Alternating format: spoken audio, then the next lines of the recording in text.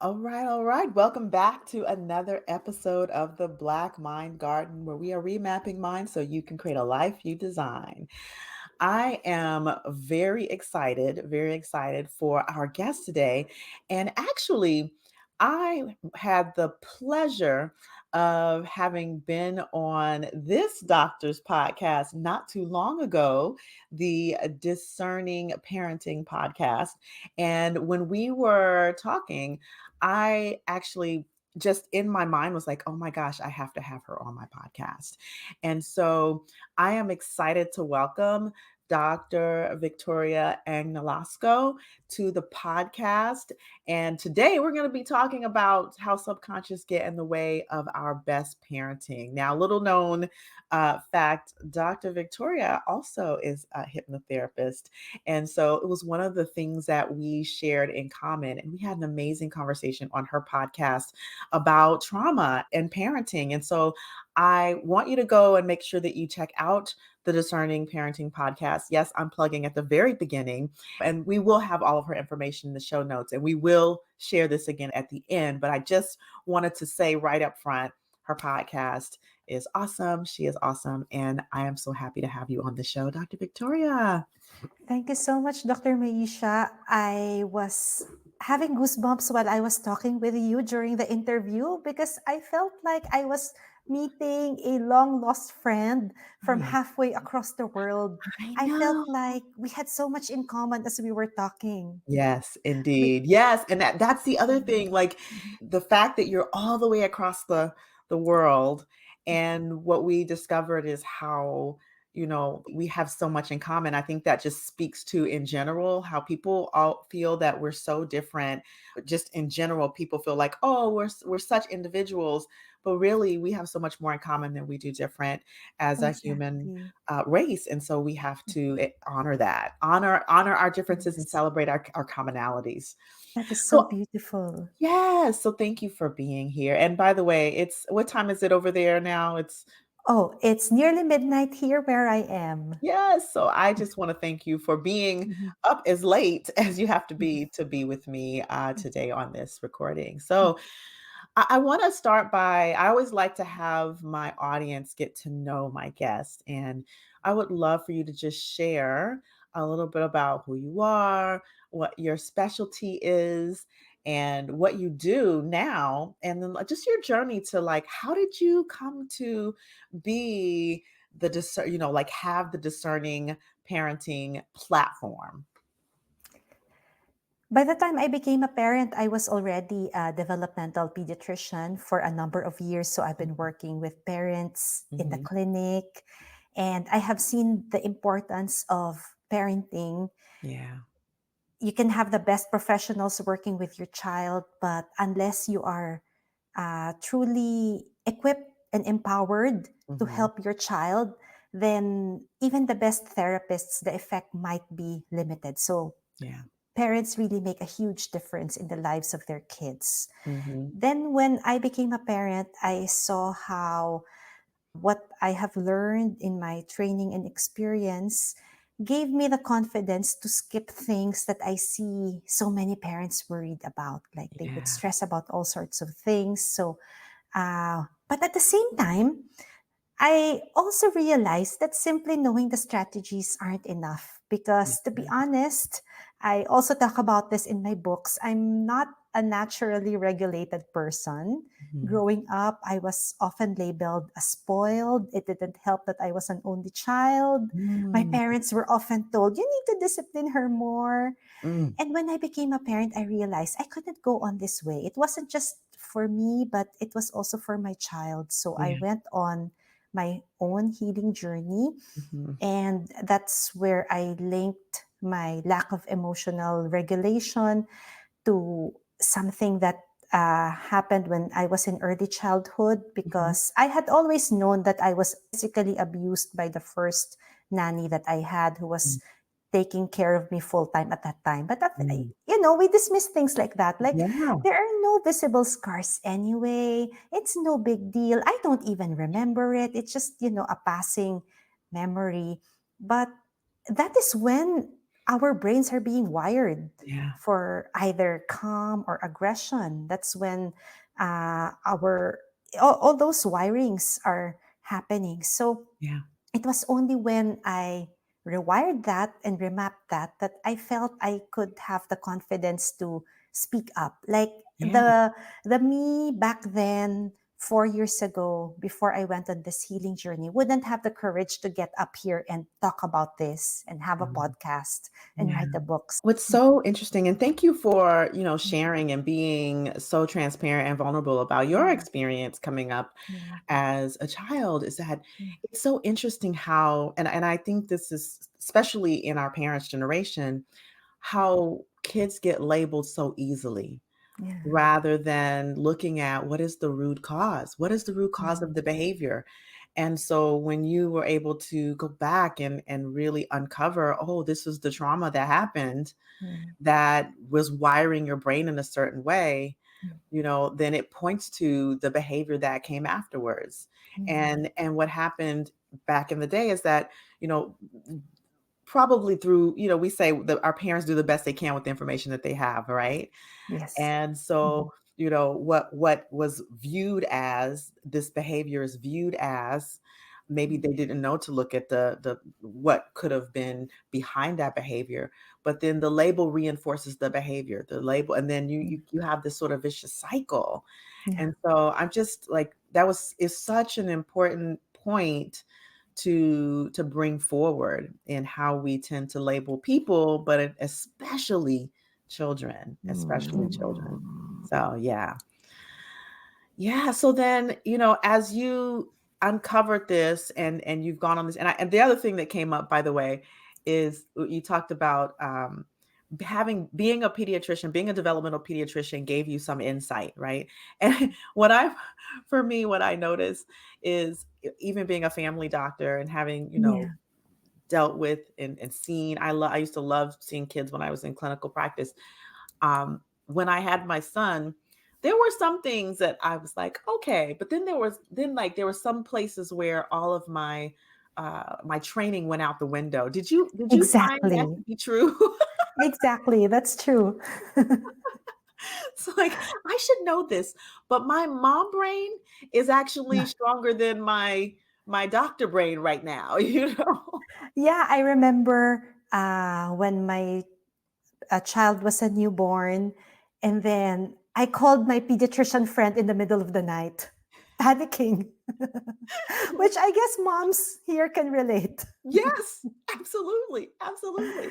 It's like, it's our kid. And Yeah. so it's like, what if we miss something? What if it's not what we think? Like that.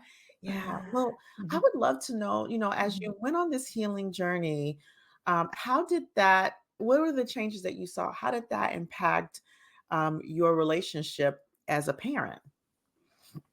Well, first of all, I think I realized the impact that early experiences had on how I was behaving. So I was able to be kinder to myself. So Good. it wasn't, oh, I can't be regulated because there's something fundamentally wrong with me, Mhm. or because I'm just spoiled, or I should be more grateful, I should have more willpower. Right. But it was really, maybe in a way, something biological that Mhm. my brain was programmed to react that way. Mhm. So knowing that, it uh, gave me, I guess, the space to heal Mhm. and to be more mindful. Yeah. And I guess because the healing work that we do, Dr. Maisha, works on the subconscious. Yeah. So I guess it's something that we just feel more confident and Yeah. more okay after having experienced that, and Yeah. like listening to the recordings Mhm. that target the subconscious. It's something that simply knowing the strategies will help, and that's a Mhm. big part of it. Yeah. But again, uh, during those times, I was reading all these self-help Yeah. books. Mhm. And doing all of the positive thinking affirmations. But when we get upset, our prefrontal cortex, the higher part of the brain, just flips Yeah, out, so it stops working. So exactly. all of that goes out the window. Mhm. So I guess with the subconscious work that we did, even if the conscious mind goes out the window, since the subconscious has been rewired, we're able to respond Yeah. better. So, for example, when my child expresses big feelings, I'm not saying I'm doing it perfectly, okay? Someone Right. might see me and say, yeah, so, and then he has big feelings, and I find myself also being triggered and getting upset. At Mhm. least I know where this is coming from, and I'm more likely to respond in a healthier way and to help him through through whatever is going on at the time. Yeah, I love that. I love that. I think, one of the things that really jumped out at me is that self-compassion part. Yeah, yeah, That when we begin to understand that there is a root cause, there is I remember for myself growing up, and I may or may not share this on the podcast, I can't remember, but I grew up in a home of domestic violence, witnessing domestic violence as a child. And so, there was a long time in my adulthood that I never recognized that that was actually a vicarious trauma. And so, or secondary trauma. because a lot of people think that if it didn't happen to me, it doesn't affect me, and Exactly. I see this very common. Like, I see a lot of typically women who are in experiencing the domestic abuse, Hmm. and they say, well, it's okay because I'd rather have an intact home. At Mm, least he's not hurting the kids. yeah. But that's not true, because Yeah. if your child is witnessing that violence, growing Mhm. up in a home where that violence is happening, it is affecting them. And a lot of people don't realize that. And even Mhm. a lot of people don't realize how that is affecting our DNA. That's right. And that DNA gets passed on from That's right. generations to come. Absolutely. Absolutely. And hypnotherapy work Mhm. can remodel that DNA. Absolutely, absolutely it does, absolutely. That's what I mean, I think that's why that's what's so powerful about the work that we do Yeah. is that because that and people think, "Oh, well, the DNA is the DNA." But if you Yeah. read The Biology of Belief, Bruce Lipton, he Yeah. talks about how smart the cells are, how adaptable the cells are all the Yeah. way down to the DNA, and that the DNA can actually be changed. Yeah, and And there so are studies, there's a growing research evidence that actually documents these yes. changes happening. And that was so amazing. Mhm. I think that's so key for people who are listening to get is that you're not doomed to a particular genetic life because of your Yeah, DNA. yeah, You have the power to shift and change that based on yeah, how you think, what you believe, and also how the practices that you go about life each day yeah, based on those beliefs. And yeah, so coming back to that self-compassion and that self-forgiveness, I think is so key because I think that when we put so much pressure on ourselves as parents, it like fuels the activation. It fuels that trauma. It's almost like re-traumatization in a way. And when we can at least acknowledge our own sense of humanity and yeah, understand that that shifting and changing is can be a process. And so I yeah, love what you said, like even if your child does something that activates you and we are not perfect. I am definitely not perfect. We can understand, like maybe one time we interrupt ourselves right in the middle of a response. yeah, And the more we practice, like for me, I have the response and then I have to go back and apologize. yeah, Or I start the response and then I interrupt myself in the response. Or if I'm in a really, like positive state, I say if I'm not hungry, if I'm not tired, if I'm not stressed, what's the acronym? Um, Hungry, Is it angry, halt? Like, halt? halt, yes, halt. Yeah, If yeah, I'm not halting, yeah, right, then a lot of times I can be in my body and feel like if there's a rising activation, I can catch it and either remove myself or say, "Hey, bud, you know, you're pushing the buttons, or you know, or what is it that's going on? Like, what's really going on, son? Like, what's really going on that has you acting like this? You know, there are several different responses that I can call upon when I'm in a regulated state.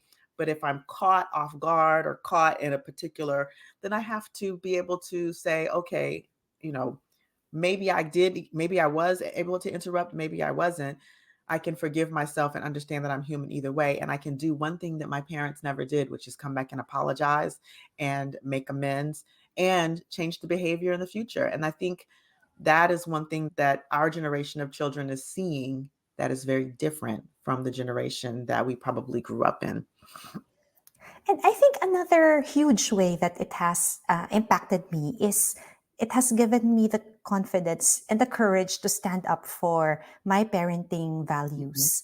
Oh, yeah. Because I know that if we look at the internet, positive parenting is and gentle parenting are already all over Yeah. the internet. But it seems like in person, we still see a lot of people who believe that fear is the best way to get a child to listen and learn. Right. Uh, Shaming kids, like, I've already told you that so many times. How come you're not learning? So when you get to that point where you have the gentle parenting strategies and Mhm. then you're able to apply them, I see this in my clients. This has also happened to me. The people around you are going to think that, oh, you're spoiling your child. You're not supposed to Mhm. do that. They're not Right. going to learn that way. Right. You should put fear in them. And Mhm. I've even heard people ask, how come your child doesn't fear you? So there must be something wrong. You Mm, should make him afraid of you, mm. which sounds crazy when we say it now, but Right. it's such a common belief. Yeah. And then going through our own healing journey, we're able to recognize that those people are speaking that way not because our child is misbehaving, not because we are bad parents, but Right. because they are speaking out of their own trauma Mm. themselves. Yeah. But until I had gone through the healing journey, I didn't know that. I thought, oh, maybe I'm doing something wrong. And Mhm. the clients I work with often say this, like they feel that their kids are bad Mm. and they feel that they're being bad parents, and Mm. they constantly question themselves, like if they get angry, they feel guilty that they're angry, but if Right. they don't get angry, they feel guilty that they're spoiling their kids. Right. So I guess it's only until they go through that healing journey and deeply believe, where is this coming from? This idea that I have to put fear in my child so that my child will grow up to be a good person. Yeah. When they were kids in early childhood, when those brain connections were being formed. Mhm. Yeah. I think that's just spot on. And something else that you said that like really rang is this: if you get angry, you feel guilty. If you don't get angry, you feel guilty, right? Like one it's like damn if you do, damn if you don't kind of thing. Yeah, But yeah, I think it's important, like just inside of what you said is not putting the fear inside of our kids doesn't mean that we don't feel things. yes, And I think that's important. That's an important distinction for parents to get. When gentle parenting is displayed on social media, yeah. it looks like, oh, Johnny, don't do that. Yeah, something like, oh, it's not a good idea to hit your Right. sister. I know you're upset. But Something like that. Yeah. it's not it's not Yes. always like that. Like gentle parenting can Yes. be firm, can use your regular voice, but maybe Yes. it doesn't involve yelling. Yes, I Maybe guess those are the nuances that get missed on social media. yes. That's why I like podcasts Mhm. and more in-depth ways to help others, because sometimes if it's just bite-sized, like one sentence on social media, it can be taken out of context, It which can lead to can. the wrong ideas. It can. And it can leave parents who are attempting to parent gently, parent consciously, it can leave them feeling defeated.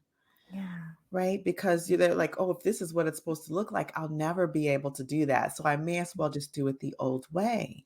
yeah, And so I think it's important for us as parents and for the parents listening to really get that distinction. It's like, yes, you'll feel things and you won't always get it right all the time. Yeah. But with the just like listening to podcasts and actually delving into, and that's the next question is, in terms of what you did delving into the subconscious and what you do with your parents. And I'd really love to ask, like, how do you work with your parents in beginning to work with their own unconscious beliefs and their own subconscious blocks to help them be the best of a parent that they can be as well?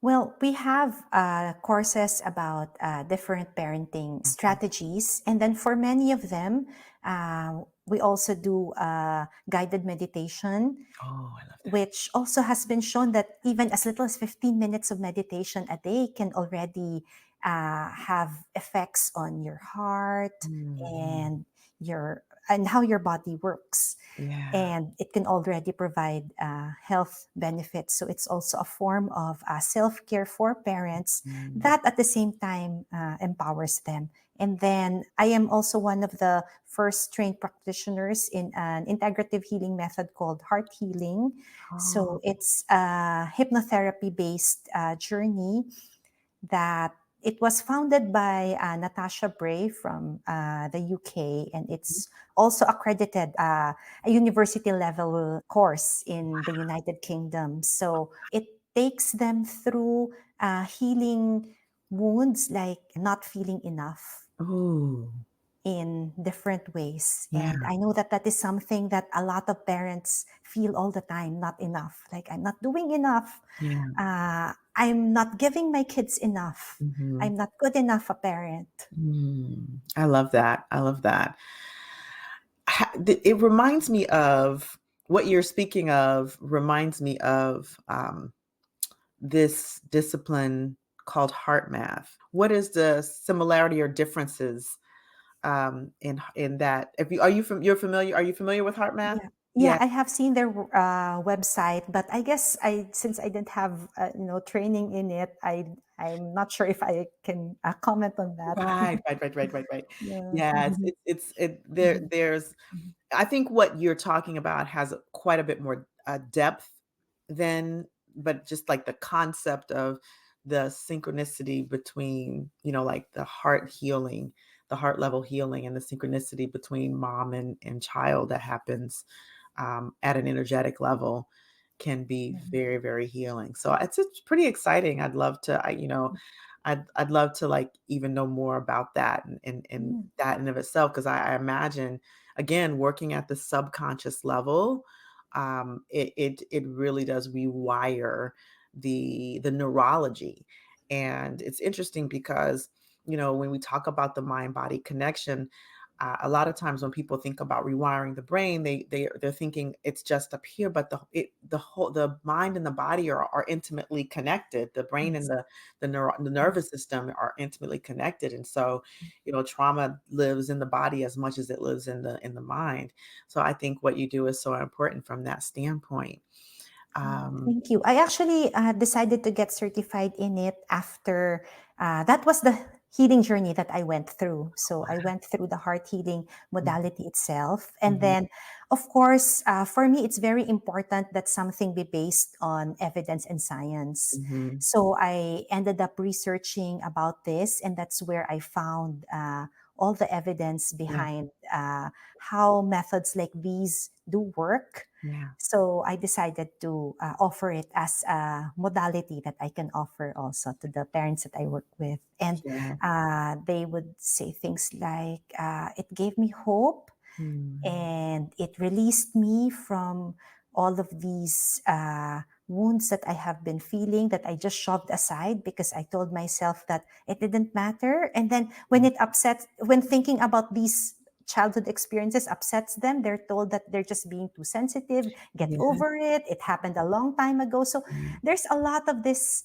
invalidation and dismissing that is happening. But it is affecting our day-to-day lives until mhm, now. So um, as long as it is affecting us, and if it affects them, sometimes they feel that they're being weak. Like, what is wrong with me? Why am I being weak? That this is affecting me. Others experience something worse and it's not affecting them. So, but we'll never know Right. because, again, these are things that we don't necessarily realize in the conscious mind. And Mhm. part of the journey is to open us up so that we're able to look at these Yeah. and then heal them at the root. Yes, yes, yes, yes, indeed. Yeah, I love that. Oh, wow. Um, and so I think that, as we move into this new age of parenting, it's just as important for us to do our work as it is to be looking at our kids.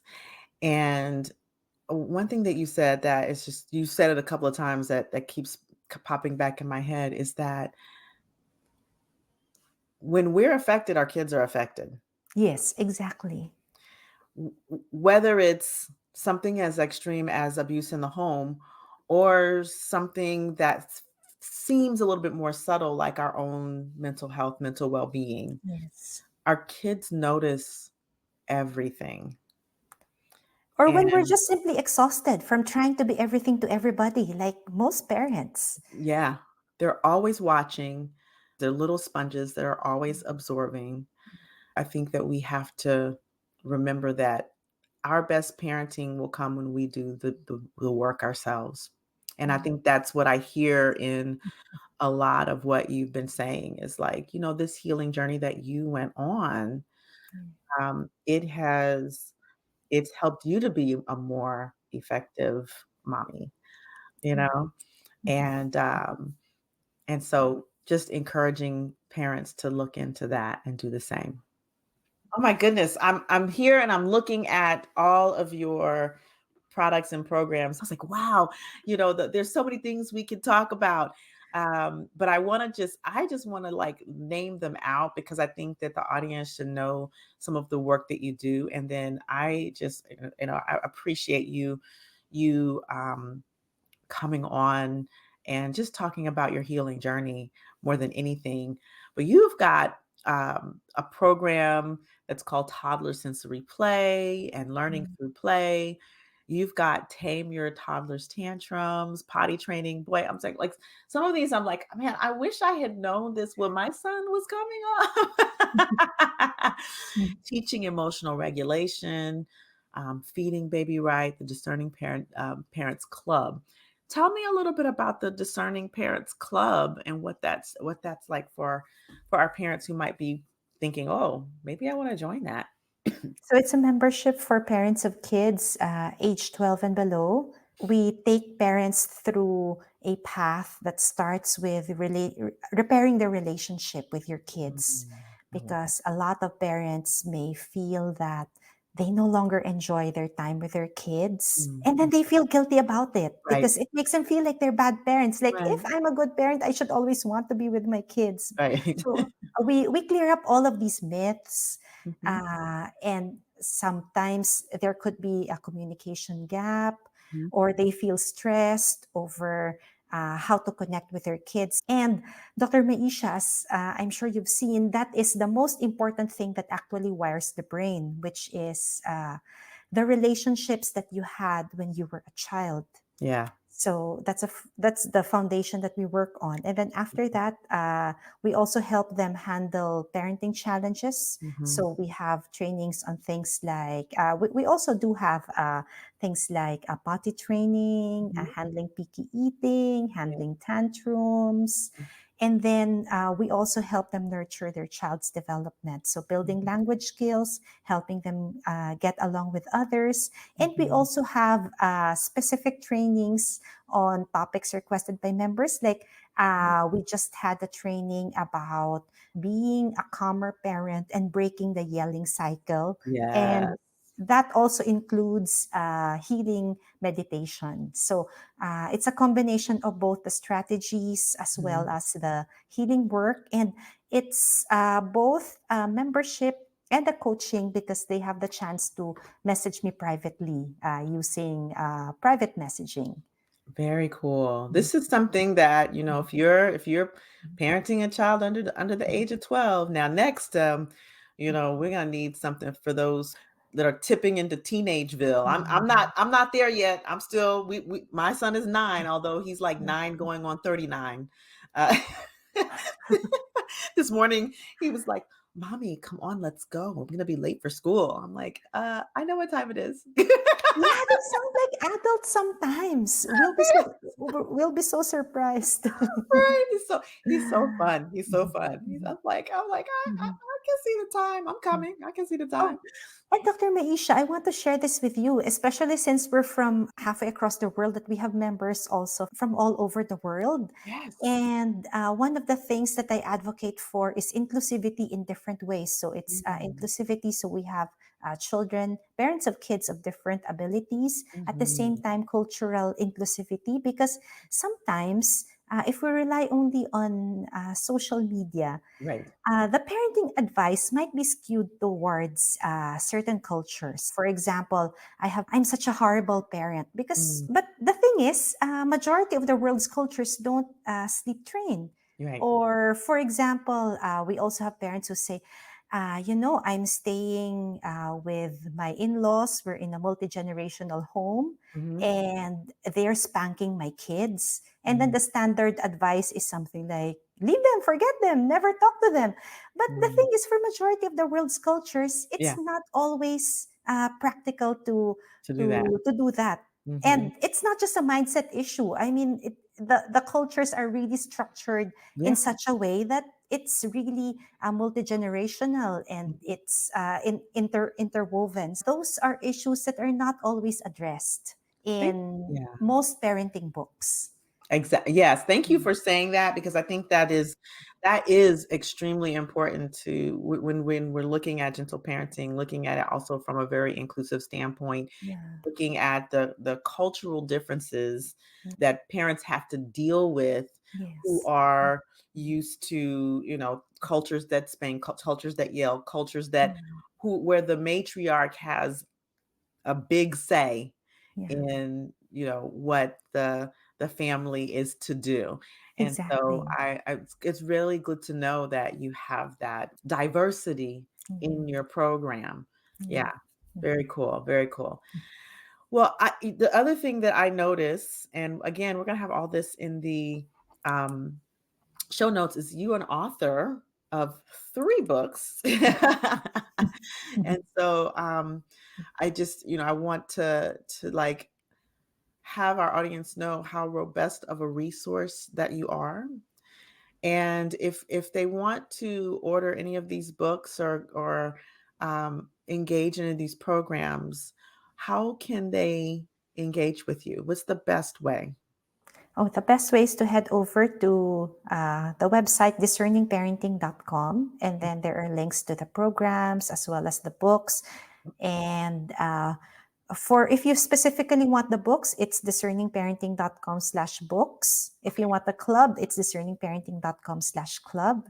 And then we also have a free parenting toolkit. So it's discerningparenting.com/toolkit. So there are guides with activities you can do with your kids, Mhm. handling tantrums, even helping you create a daily routine. And if you're signed up for the toolkit, you'll also get in our mailing list, which means that if we have slots opening up, for example, for heart healing, you'll be among the first to know. Awesome. Well, I think that we're probably going to have many more conversations in the Yeah. future. And one thing that was crossing my mind is that there will be a time where we talk where our kids will be teenagers and we'll be having a Yes. different conversation as parents. Yes. So I look forward to the longevity of our relationship. Yeah, I know. I feel like we can talk on and on and I know. on. I know. Oh, so we will actually talk about it. Like what's our next topic? How can we continue this conversation? But for now, I just appreciate you, Dr. Victoria. I appreciate you. I appreciate the conversation. I appreciate everything that you're doing with and for parents who are on this healing journey and who are on this gentle parenting journey. It is so impactful. So we will have all of your information in our show notes.